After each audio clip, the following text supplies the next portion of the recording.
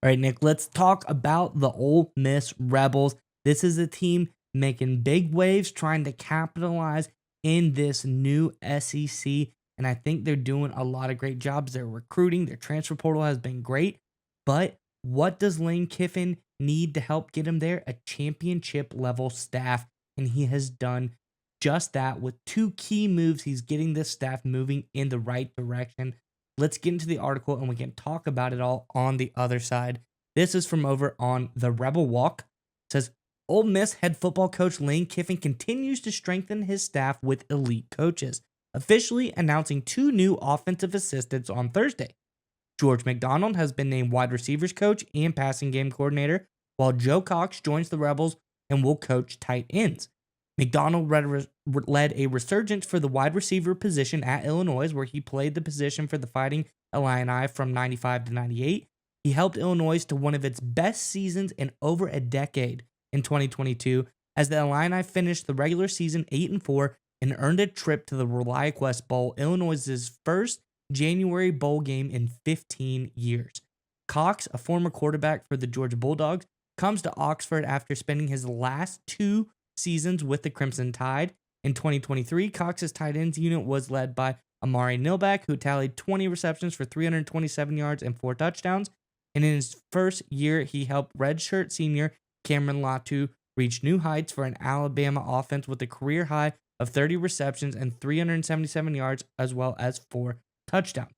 Now, Nick, I think these are two very high profile, very, very talented coaches. One from Alabama. It's always great to take away talent from Alabama, especially if you're Ole Miss. But two is an under the radar guy who I think is very talented in the wide receiver coach as far as George McDonald goes. I think these are two guys that are going to significantly help this Ole Miss team keep that offensive dominance on that side of the ball going and allow Lane Kiffin to do what he does best, and that is coach championship level football teams. With the help of these coaches, I think Ole Miss really has this ship moving in the right direction. I'm curious what your thoughts are on these moves, Nick. But Ole Miss fans, let us know in the comment section below.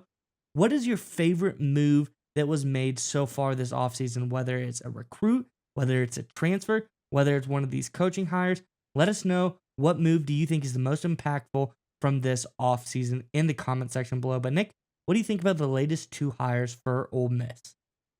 So one of the things I think is the key to success in any endeavor, and certainly college football is no different, is you have to understand the reality that you're in and you have to embrace it.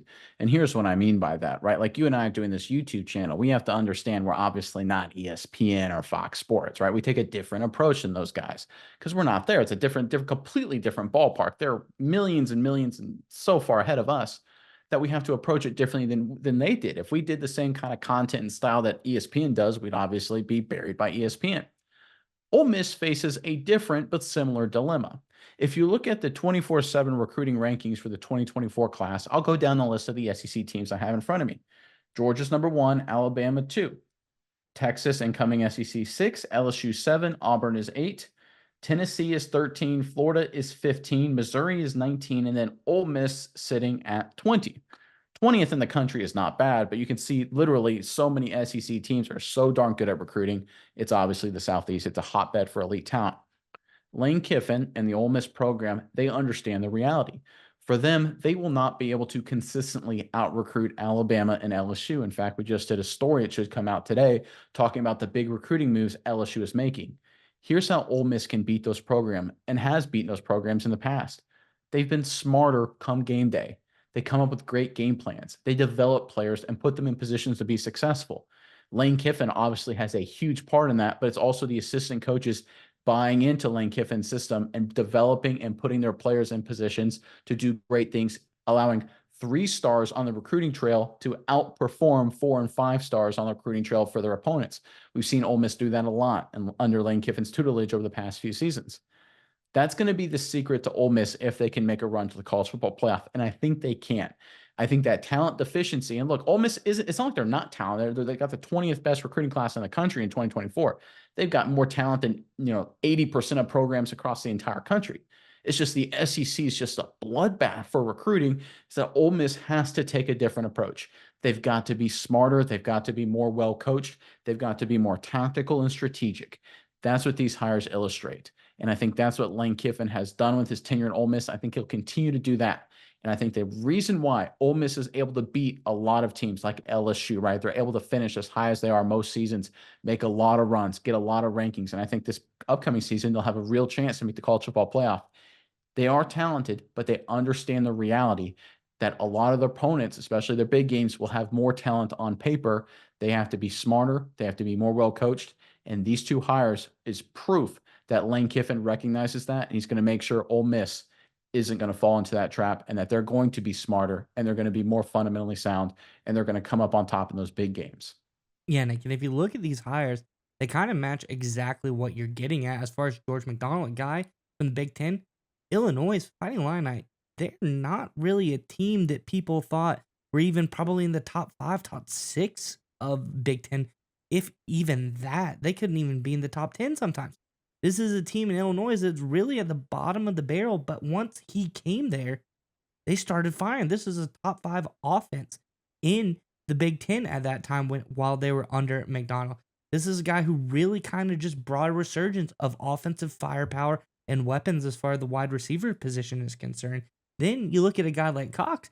Yeah, he coached at Alabama, but if you look at him before that, he did a lot with a little bit. He coached Charlotte 49ers. He did very well there in 2021. And before that, 2016 to 2019, he coaching over at Colorado State for the tight end position. A lot of great tight ends came out of Colorado State at that time. You think of Crockett the Rocky Gilmore, that guy was phenomenal. He came out of Colorado State as well. So these are just two coaches coaching in areas, like you said, that don't have all of the talent in the world, but they're able to find those diamonds in the rough and develop them as coaches. So I think Ole Miss's plan, as you laid it out, is brilliant. And I think Lane Kiffin has done a great job hiring the right guys for the job to execute the plan that he has designed.